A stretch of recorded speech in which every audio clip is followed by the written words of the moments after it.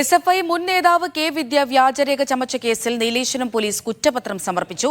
കാസർകോട് കരിന്തളം കോളേജിൽ താൽക്കാലിക അധ്യാപിക നിയമനത്തിന് വേണ്ടിയാണ് വ്യാജ പ്രവൃത്തി പരിചയ സർട്ടിഫിക്കറ്റ് നൽകിയത്. വ്യാജരേഖ നിർമ്മിക്കാൻ വിദ്യയ്ക്ക് മറ്റാരുടെയും സഹായം ലഭിച്ചിട്ടില്ല എന്നാണ് കണ്ടെത്തൽ. വ്യാജരേഖ നിർമ്മിക്കൽ, വ്യാജരേഖ സമർപ്പിക്കൽ, വഞ്ചന, തെളിവ് നശിപ്പിക്കൽ എന്നീ കുറ്റങ്ങൾ ചുമത്തി.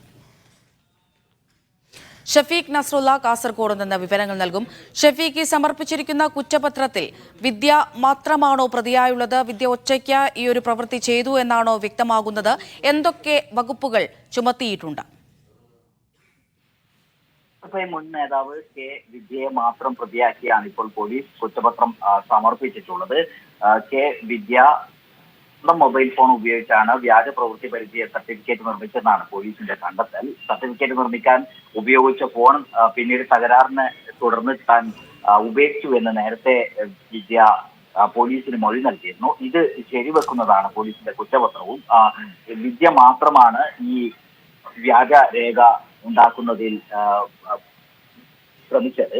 മറ്റാരുടെയും സഹായം വിഷയത്തിൽ വിദ്യയ്ക്ക് ലഭിച്ചിട്ടില്ല എന്നും കുറ്റപത്രത്തിൽ പറയുന്നുണ്ട്. സ്വന്തം ഫോണിൽ നിന്നാണ് ഇത്തരത്തിൽ വ്യാജരേഖ ഉണ്ടാക്കിയത് എന്നാണ് പോലീസിന്റെ കണ്ടെത്തൽ. അത് തന്നെയാണ് നേരത്തെ പോലീസിന് മൊഴി നൽകിയിരുന്നത്. ഈ ഉണ്ടാക്കിയ ഫോൺ തകരാറിന് താൻ ഉപേക്ഷിച്ചു എന്നും പറഞ്ഞിരുന്നു.